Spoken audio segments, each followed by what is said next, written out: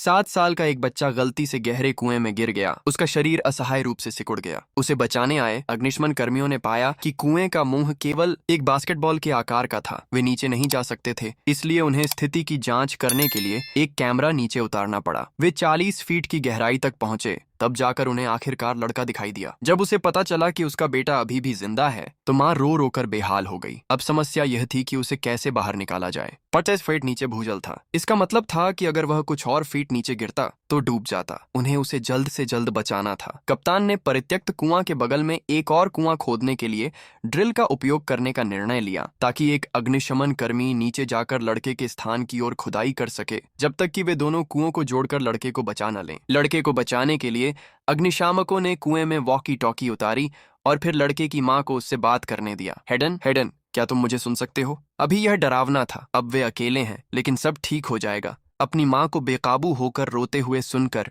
लड़के ने उसे सांत्वना देने की कोशिश करते हुए एक मुस्कान निकालने में कामयाब रहा। लेकिन तभी अचानक आई आंधी ने उनकी प्रगति को बाधित कर दिया। बारिश की वजह से जमीन नरम हो गई और जैसे ही वे झुके बिजली चमकने लगी। मजदूरों को तुरंत वहां से निकल जाना पड़ा, क्योंकि लंबा ड्रिलिंग रिग नौ बिजली की छड़ की तरह काम कर रहा था और कभी भी गिर सकता था। लेकिन वे लक्ष्य गहराई से केवल 3 फीट दूर थे। कप्तान ने मजदूरों से थोड़ी देर और रुकने का आग्रह किया और एडिथ बचाव के लिए नीचे जाने के लिए तैयार हो गई। कप्तान कुएं में सिग्नल की कमी से चिंतित था, इसलिए उसे सिर्फ 30 मिनट देने के लिए सहमत हो गया। समय पूरा होने पर वे उसे तुरंत ऊपर खींच लेंगे। एडी ने खाली पड़े कुएं के बगल में खोदे गए नए कुएं में उतरकर जल्दी से नीचे तक पहुंच गया। इस समय वॉकी टॉकी का सिग्नल खत्म हो गया था। उसे जल्दी से जल्दी एक रास्ता खोदना पड़ा। समय धीरे धीरे बीतता गया। एटा ने आखिरकार खाली पड़े कुएं की दीवार देखी। बहुत कोशिश के बाद वह दीवार को काटने में कामयाब रहा, लेकिन जब उसने अपना सिर अंदर डाला तो उसने लड़के को अपना सिर घुमाते हुए नहीं देखा। उसने लड़के को नीचे देखा। पता चला कि बारिश के पानी के कारण लड़का नीचे फिसल गया था।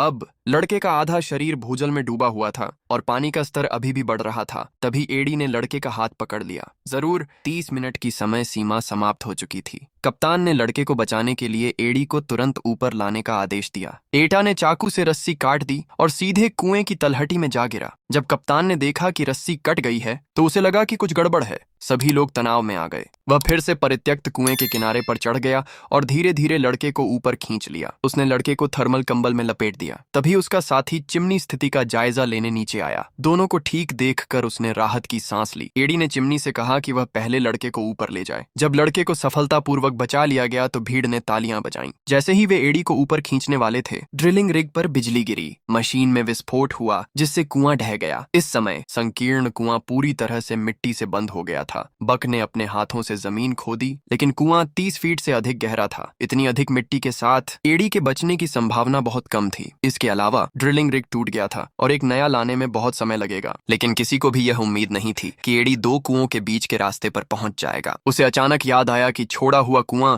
एक जलाशय से जुड़ा हुआ है, इसलिए वहां से निकलने का रास्ता हो सकता है। उसने अपना उपकरण लिया और गोता लगाया, लेकिन उसकी ऑक्सीजन जल्दी ही खत्म हो गई और उसे गहरी सांस लेकर फिर से गोता लगाना पड़ा। ऑक्सीजन की कमी के कारण वह बेहोश होने लगा। उस समय उसके मन में अपने बेटे की छवि उभरी। उसके बेटे को सेरेब्रल पाल्सी थी और उसे अपने पिता की जरूरत थी, और उसे अपने साथियों और अपनी पत्नी के बारे में भी सोचना था, जो एक दुर्घटना में मर गई थी। उसने उससे वादा किया था कि वह अपने बेटे की अच्छी परवरिश करेगा। पिताजी। अचानक उसके बेटे की आवाज उसे सुनाई दी। जागते हुए वह आगे की ओर तैरता रहा और आखिरकार आधे मील दूर जलाशय में पहुंच गया। इस बीच उसके साथी, जो इस बात से अनजान थे कि क्या हुआ था, अभी भी एडी को बचाने के तरीके पर चर्चा कर रहे थे। अचानक उन्होंने एक जानी पहचानी आवाज सुनी। ये एडी था। हर कोई बहुत खुश था। उन्हें यकीन ही नहीं हो रहा था कि एडी चमत्कारिक ढंग से बच गया था।